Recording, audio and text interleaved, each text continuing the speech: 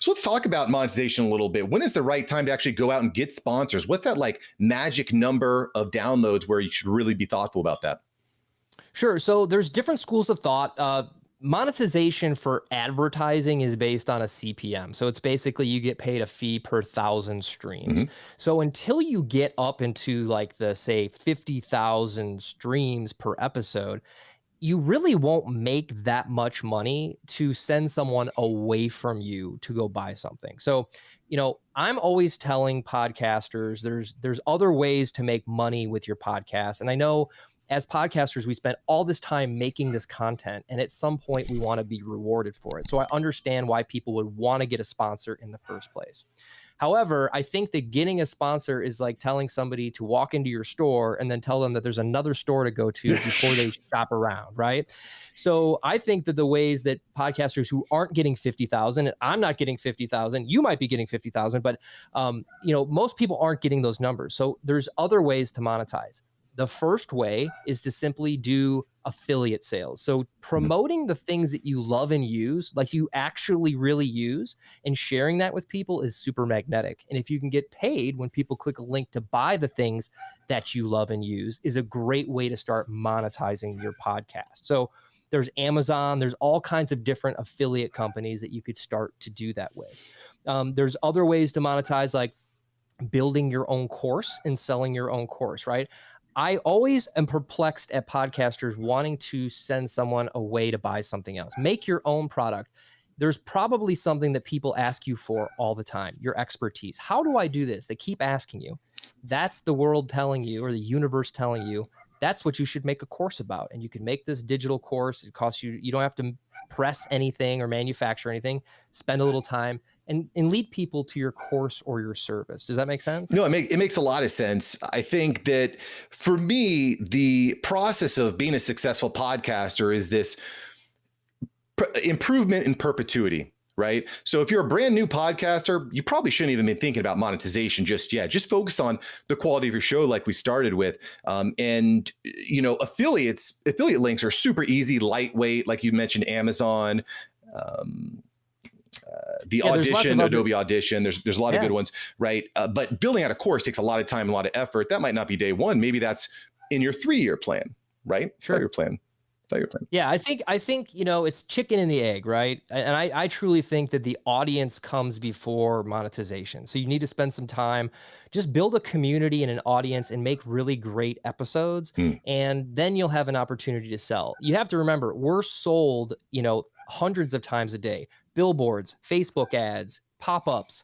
And when you stick something like that in your podcast, you're sort of signaling to people what's most important to you. So is 10 cents for an anchor ad most important to you, or is giving your audience either a huge piece of value or some type of entertainment more important to you? So for me personally, I've been approached by people to have ads in my podcast. I say, no way. That's not what I'm doing for my audience. I'm here to help them. That's all my podcast is for. And then I have services and products that eventually they will get led to, but I'm not going to jam that down anyone's throat in my podcast. Yeah, I think that makes a lot of sense. I'm in the same boat with you. And of course, one of the products that you've developed now is Poddecks. So I'm kind of curious about this, Travis. So Poddecks essentially are cards to help podcasters ask better, more engaging questions. How did you come across this idea? And tell me a little bit about the formulation. Sure. So the story's a little bit long, so I'll cut it down for you. But essentially, I have a podcast editing agency where I help people like authors and coaches and entrepreneurs that don't want to, do the dirty work of editing a podcast and writing notes. I help them on the back end of their show. And so there's a lot of people that approach me for a consult or a call that they're not actually a good fit for me, or they don't have the budget to hire an editor, which I totally understand. So I decided that I was going to build a course so I could continue to help people that didn't want to work with me and say, I have this course that I distill all of the information I know, and you can do it yourself, because my personal goal is to help as many podcasters find their voice, grow their audience, and start their own podcast revolution and maybe live the life of their dreams through podcasting. So I really wanted to help people. So I built this course that nobody asked me to build, which is a big risk, big lesson, right? So don't ever build a course that no one's asked you for. Anyway, I also subscribe to this marketing theory. I have this guy named Alan Dibb has a book called The One Page Marketing Plan, and he's a genius. It's a great book that applies to any business. But he talks about this lumpy envelope, right? So if you send someone an envelope that's lumpy in the mail and they open up their mail, it's the first thing that they'll open. They have to know what's in this lumpy envelope. So I'm like, I'm going to use this as a thank you, like a gratitude thing, this lumpy envelope strategy for people who buy the course. And I'm going to put a deck of cards with unique conversation starting questions to help them have better interviews. Like, not everyone is as good as a Mark Savant at asking questions, right? You have to start somewhere. So I wanted to really get people results faster. So I made this deck of cards as a sort of bonus for buying the course, and I launched the course. And on day 1, I sold 1 course, and on day 2, 0, and on day 3, 0. But people kept asking me, "What are those cards you keep showing?" And I was like, "Oh, you mean like the little giveaway thing?" I thought it was like sort of a gag. And so I said, maybe there's something to this. So I decided I'm going to do what's called the minimal viable product. We've all read all the business books about starting lean. So I'm like, I'll call it Poddecks because that was the only thing I could think to call it at the time. I pressed 10 decks and I put out an ad on Instagram and I sold out in 5 minutes. And I was like, that must have been a fluke, right? I got lucky.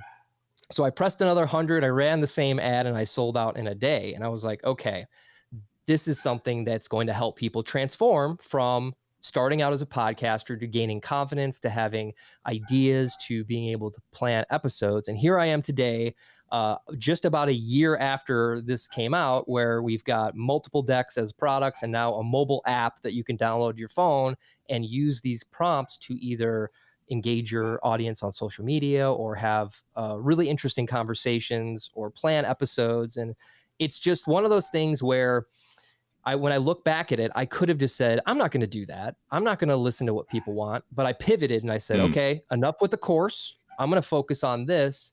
And I've sent Poddecks to huge podcasters all around the world and little podcasters all over the world. And I've met some amazing people like yourself just through this little company that was really an accident. Well, it's a really, I don't want to necessarily say unique idea, but it's just so great how you said, hey, this is the problem that's out there. This is how I can solve it in a unique way that hasn't been done before. And I just think you have you have several great pieces of advice there, but solve the problems that your consumer has. Don't try to invent problems for your consumer, which is a really easy problem to run into. And then listening, getting that feedback, engaging. It's really, really great stuff here with Travis Brown from Poddecks.com, where you can really step up your question and answer game. Yeah, like it. Yeah, so I think there's another reason Poddecks really worked for people, which is sort of along the lines of the blue ocean. If you have a blue ocean idea, it's not anything that exists, but there's no real accessories for podcasting. Right. I mean, you buy a microphone and you buy headphones and you're sort of done. And I do think that people like to buy things and have things, and they're a lot of fun. I mean, I go live all the time and I meet new people and I just interview random people, and I've made some huge connections and got to know a lot of really awesome people just through asking really good questions. Yeah. So. Yeah, it's actually a very, very good point. People always are looking for ways to upgrade and update and get more stuff. And that's a really kind of like lightweight item that could seriously improve the quality of your show, especially if you're not as practiced and don't have a lot of experience. It can really get you caught up quickly. Thank you so much for watching. I'm glad you enjoyed this episode. I've got several other episodes right here for you. Smash one of these videos to make sure that you don't miss out on the tips, tools, and tactics of industry experts. Let's take that side hustle full time. Smash one of these links.